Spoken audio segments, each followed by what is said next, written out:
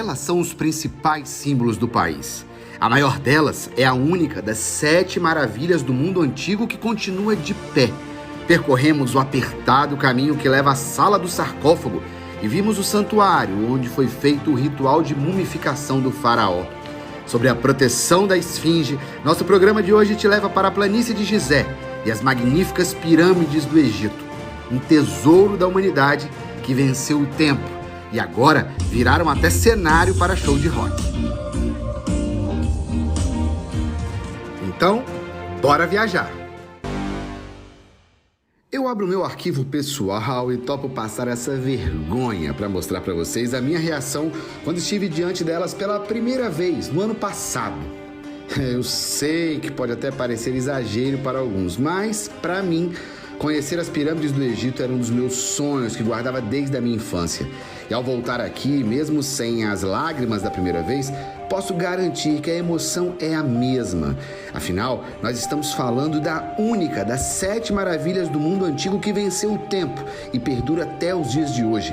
A grande pirâmide do faraó Rufo, traduzido para o grego como Quéops, é a maior de todas, com 137 metros de altura. E os arqueólogos acreditam que ela perdeu 10 metros ao longo dos seus 4.580 anos de história. Levou aproximadamente 20 anos para ficar pronta. Bom, agora eu subi um pouquinho aqui na pirâmide de Quéops, a maior de todas, e aqui a gente consegue ter noção da grandiosidade deste monumento. Cada uma dessas pedras aqui da base pesam aproximadamente 15 toneladas.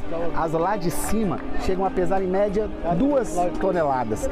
E para construir esse monumento que resiste ao tempo e à história, foram necessários aproximadamente 2.350.000 blocos de pedra. Um trabalho que impressiona engenheiros e arquitetos até o dia de hoje. Afinal, para construir esses túmulos gigantescos, vieram pedras de calcário e granito de várias partes do país. Alguns blocos vieram de pedreiras de Assuan, localizadas a quase 900 quilômetros de distância da planície de Gizé. Naquela época, um braço do rio Nilo passava perto do local escolhido para erguer as pirâmides, e as pedras eram trazidas por barcaças pelo afluente do Grande Rio. E para arrastar todo esse peso pelo terreno arenoso da região, as pedras eram colocadas sobre toras de madeira e puxadas com cordas molhadas com azeite ou leite, para que elas pudessem deslizar com facilidade e evitar que a força do atrito queimasse as cordas. Pesquisas mais recentes mostram também que eles molhavam a areia. Assim, reduziam pela metade a força necessária para puxar os blocos. Os trabalhadores construíram rampas de madeira para levar os blocos para cima. À medida que cada nível ia ficando completo, as rampas iam subindo um degrau. E assim, eles erguiam as pirâmides da base ao topo. Um trabalho detalhista que usou a força de milhares de trabalhadores, que, ao contrário do que muitos pensam, não eram escravos e nem estrangeiros. Eram homens egípcios livres, que trocavam sua força de trabalho por um salário e que tinham até ajuda médica custeada pelo faraó. Os principais indícios da vida desses trabalhadores estão em pequenas tumbas construídas ao redor das pirâmides, onde eles foram sepultados. Historiadores duvidam que escravos teriam essa honraria depois de mortos. As pirâmides eram revestidas por uma camada de calcário que as deixavam brancas e reluzentes como um cristal ao sol. Ao lado da pirâmide de Quéops está a do filho dele, a do faraó Khefren, um pouco menor do que a do pai, mas construída em um terreno mais alto, que lhe garante a aparência de ser a maior das 3. A pirâmide de Khefren é a única que ainda mantém o topo com revestimento de calcário. Mas afinal, como que é uma pirâmide por dentro? Bora descobrir? Vamos lá, olha só a dificuldade que vai ser para a gente entrar aqui na pirâmide de Khefren, que é a segunda maior pirâmide aqui de Gizé. E olha só, você tem que, olha só o que a gente precisa fazer para entrar na pirâmide, ó. Vamos lá. E no meio do caminho é super estreito, tem gente saindo também. Ó, olha só. Tem gente saindo. O pessoal tá cansado, bufando. Vamos embora. Olha como é que a gente precisa fazer para entrar aqui na pirâmide, hein? Olha só, olha a dificuldade, gente. Tem que ir abaixado, bem abaixado. Vamos lá.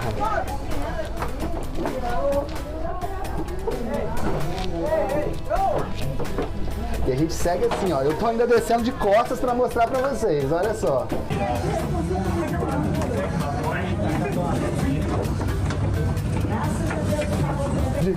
Agora, pelo menos aqui, a gente consegue ficar em pé. Ó, consegue ficar em pé. E a gente tava descendo, agora nós vamos subir. E você vai vendo com a gente aqui as dificuldades de entrar na pirâmide de Khafre. E agora a gente se aproxima à sala do sarcófago do faraó Khafre. Agora sim! A Câmara Mortuária também foi construída seguindo um complexo projeto de engenharia. Ela está bem no meio da pirâmide e o seu teto sustenta milhares de toneladas de pedra. Ali ficava o sarcófago com a múmia do faraó, mas infelizmente os tesouros e o corpo preservado do rei Khafre foram roubados por saqueadores de túmulos. Um problema que aconteceu em praticamente todas as tumbas reais do Egito ao longo da história. Depois, fomos ao local mais alto do complexo de Gizé, para ter uma vista das 3 pirâmides. A de Miquerinos é a menor delas, com 66 metros, e o seu dono foi o único dos 3 faraós que morreu antes de ver o seu mausoléu pronto. 3 gerações da 4ª dinastia da Era dos Faraós. Quéops, pai de Khafre e avô de Miquerinos.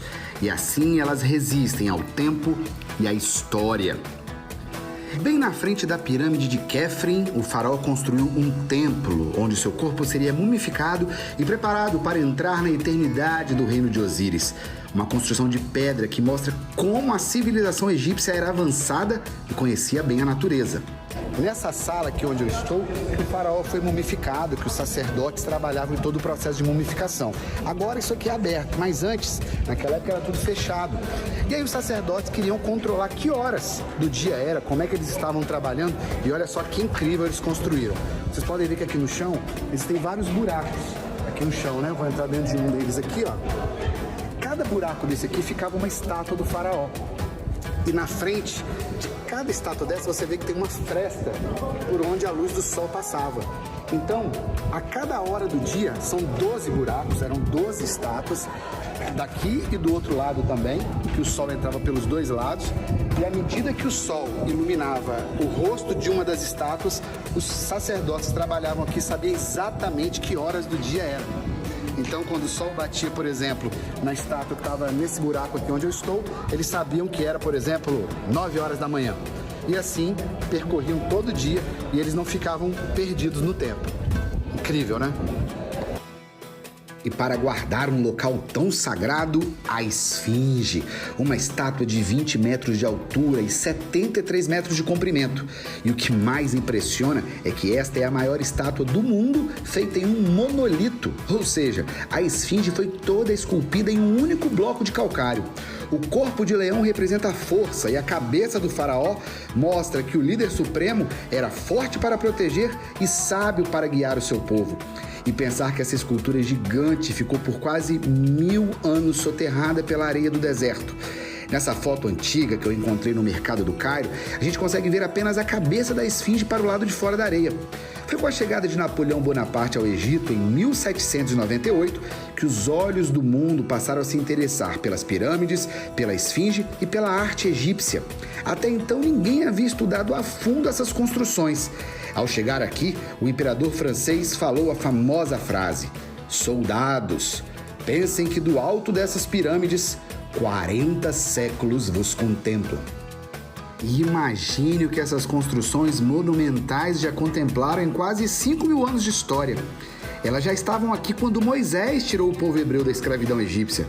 Presenciaram o apogeu e a queda da Era dos Faraós. Viram a Sagrada Família fugindo da perseguição de Herodes no 1º século da Era Cristã. E agora assistem a show de rock.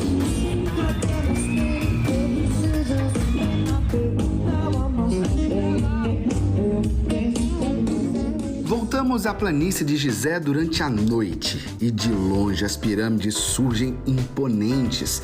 São as únicas construções iluminadas nesse pedaço de deserto perto da capital Cairo.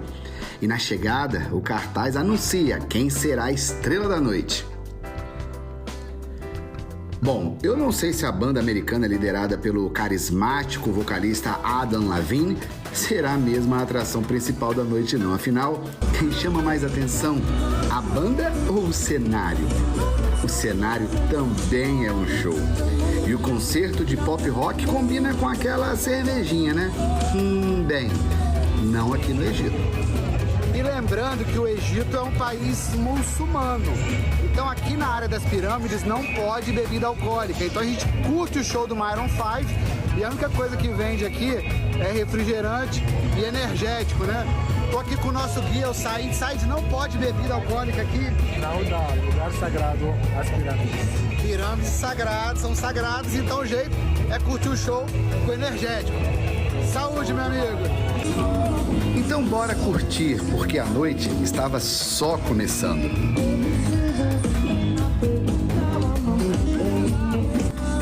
E a baladinha fica ainda mais charmosa quando a banda Maroon 5 é observada pelas pirâmides.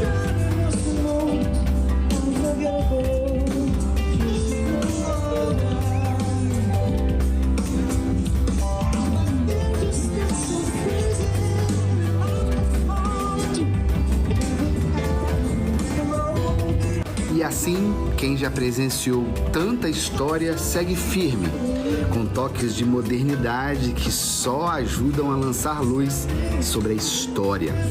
Ah, e nunca é demais dizer, né? Que elas continuam lindas.